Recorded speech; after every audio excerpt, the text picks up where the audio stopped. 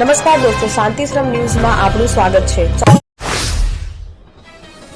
Municipal commissioner Banchhanidhi પાની અમદાવાદની ઐતિહાસિક ધરોહર સમા હેરિટેજ વોક તથા ભદ્ર પ્લાઝાની મુલાકાત લીધી. શહેરમાં વસેલા ઇતિહાસ અને સંસ્કૃતિની હેરિટેજ ધરોહરને આત્મસાત કરતા તેમણે અધિકારીઓને માર્ગદર્શન આપ્યું તથા અમદાવાદની અનમોલ ધરોહરને સાચવવા, સંવર્ધન કરવા અને ભાવિ પેઢીઓ માટે સુરક્ષિત રાખવા જરૂરી પગલાં લેવા પર ભાર મૂક્યો. ગાંધીનગર ખાતે ગુજરાત રાજ્ય નાયબ મુખ્યમંત્રી હર્ષ સંઘવીએ જૂનાગઢ મહાશિવરાત્રી મેળાની તૈયારીઓ સંદર્ભે સંતો અને અધિકારીઓ સાથે બેઠક કરી હતી, જેમાં મહાશિવરાત્રીના મેળાનું સુગમ આયોજન, પરંપરા અને સલામત સુવ્યવસ્થિત ઉજવણીની ખાતરી કરવા માટે કેન્દ્રિત ચર્ચાઓ કરવામાં આવી. ગુજરાતના મુખ્યમંત્રી ભૂપેન્દ્ર પટેલે ટાઈપ 1 ડાયાબિટીસ કાર્યક્રમનો આજે ગાંધીનગર ખાતેથી રાજ્યવ્યાપી શુભારંભ કરાવ્યો હતો. મુખ્યમંત્રીના હસ્તે આ અવસરે ટાઈપ 1 ડાયાબિટીસની સારવાર લઈ રહેલ બાળકોને આરોગ્ય કીટનું વિતરણ કરવામાં આવ્યું હતું. મુખ્યમંત્રી ભૂપેન્દ્ર પટેલે આ અવસરે જણાવ્યું હતું કે વડાપ્રધાન નરેન્દ્રભાઈ મોદીએ સ્વસ્થ અને સમૃદ્ધ રાષ્ટ્રના નિર્માણનો નિર્ધાર કર્યો છે, ત્યારે આપણે પણ બાળકોમાં જોવા મળતા ટાઈપ 1 ડાયાબિટીસના રોગ સામે જનજાગૃતિથી ગુજરાતને મુક્તિ અપાવવાનો સંકલ્પ કર્યો છે. તેમણે આજે શરૂ થયેલ રાજ્યવ્યાપી અભિયાનને ભાવિ પેઢીના જીવનને સુરક્ષિત, સ્વસ્થ અને આત્મવિશ્વાસભર્યું બનાવવાનું અભિયાન ગણાવી દેશમાં પ્રથમવાર જુવેનાઇલ ડાયાબિટીસ માટેના આટલા વ્યાપક અભિયાનની શરૂઆત બદલ આરોગ્ય વિભાગને અભિનંદન પાઠવ્યા હતા.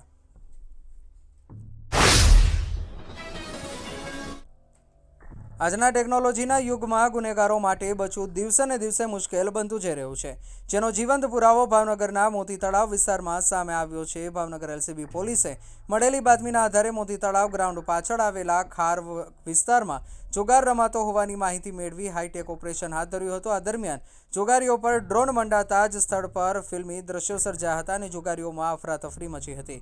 કેટલાક શખ્સો પાળા તરફ દોડ્યા હતા તો કેટલાક પકડાઈ જવાની ભીતિથી સીધા પાણીમાં કૂદી પડ્યા હતા. પોલીસે આ ડ્રોન આધારિત ઓપરેશનમાં 3 ઇસમોને ઝડપી લઈ તેમની પાસે ₹37,900ની રોકડ જપ્ત કરી.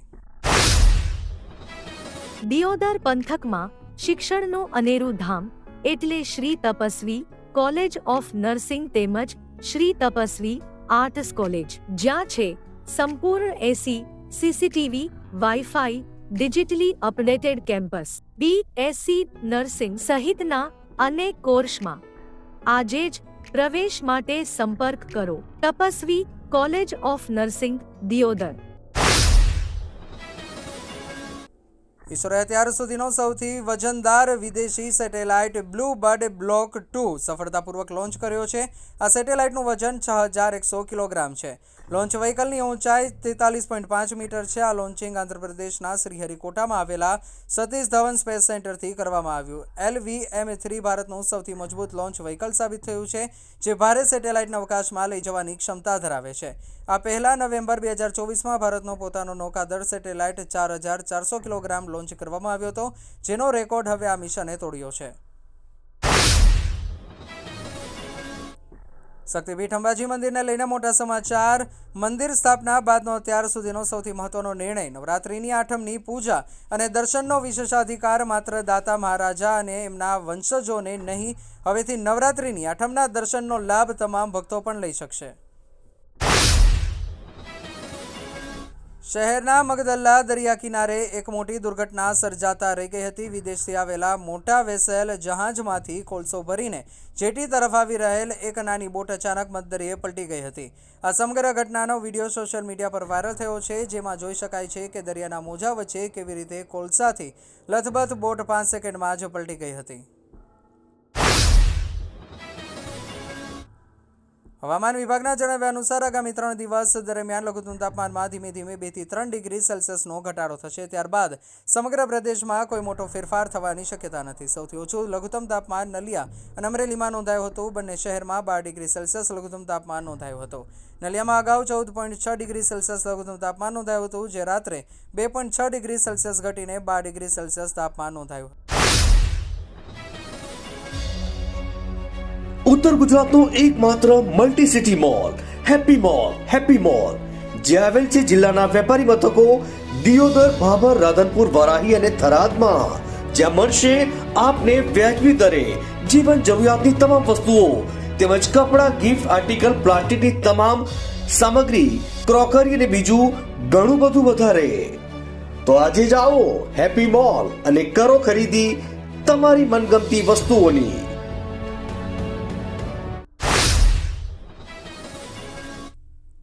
રાજ્યની સરકારી કોલેજોમાં સ્પોર્ટ્સ આસિસ્ટન્ટ તરીકે 21,000 પગાર આપીને આઉટસોર્સિંગમાં ભરતી કરવાનો નિર્ણય લેવાતા NSUI અને યુથ કોંગ્રેસ દ્વારા ઉગ્ર વિરોધ નોંધાવવામાં આવી રહ્યો છે.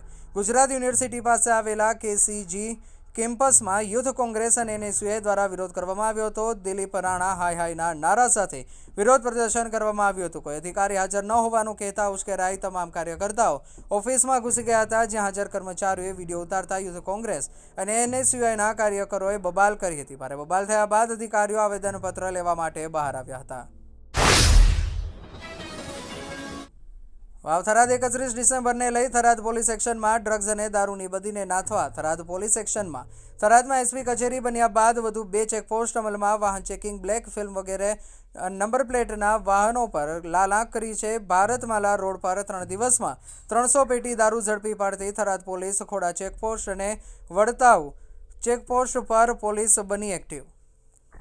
હાથ ધરવામાં આવ્યું છે. 31ને લઈને કઈ રીતે કાર્યવાહી થઈ રહી છે? થરાદ પોલીસના વિસ્તારમાં જે વાતરાવ ચેકપોસ્ટ છે, કાયમી ચેકપોસ્ટ છે, તે આંતરરાજ્ય ચેકપોસ્ટ છે. ત્યાં 24/7 વાહન ચેકિંગ ચાલુ જ હોય છે. પરંતુ 31 ડિસેમ્બરને લઈને જે મહેરબાન પોલીસ અધિક્ષક સાહેબ શ્રી વાવ થરાદ ચિંતન દરિયા સાહેબની સૂચનાથી વધારાનો પોલીસ ફોર્સ ફાળવવામાં આવેલો છે અને સ્પેશિયલ 10 દિવસની ડ્રાઈવ આપવામાં આવેલી છે.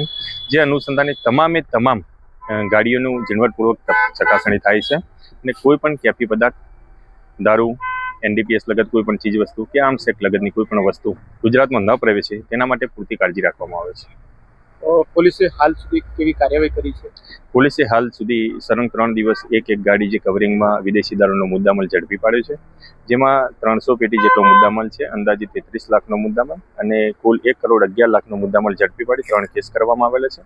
5 આરોપીની અટકાયત કરવામાં આવેલી છે.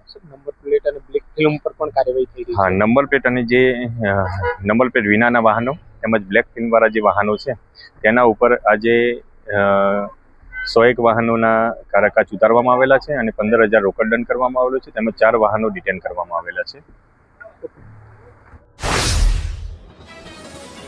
સુરત શહેરના વરાછા ઓવરબ્રિજ ઉપર મોડી રાત્રે જબરદસ્ત અકસ્માત થયો હતો. કોસંબા ખાતે આવેલ ગોલ્ડી સોલાર કંપનીના કર્મચારીને લઈ જતી એક ખાનગી બસ બ્રિજ ઉપર બ્રેકડાઉન થઈને પડેલા ડમ્પરની પાછળ ઘૂસી ગઈ હતી, જેને કારણે સર્જાયેલા અકસ્માતને પગલે બસના કેબિનના ભાગમાં ડ્રાઈવર ફસાઈ ગયો હતો, જ્યારે બસમાં બેઠેલા 8 પૈકી 3 કર્મચારીઓને ઈજા પહોંચી હતી. અકસ્માતની ઘટના અંગે જાણ કરવામાં આવતા ફાયર બ્રિગેડની ટીમ ઘટના સ્થળે પહોંચી ગઈ હતી અને કેબિનમાં ફસાયેલા ડ્રાઈવરને બહાર કાઢવા માટે રેસ્ક્યુની કામગીરી હાથ ધરવામાં આવી.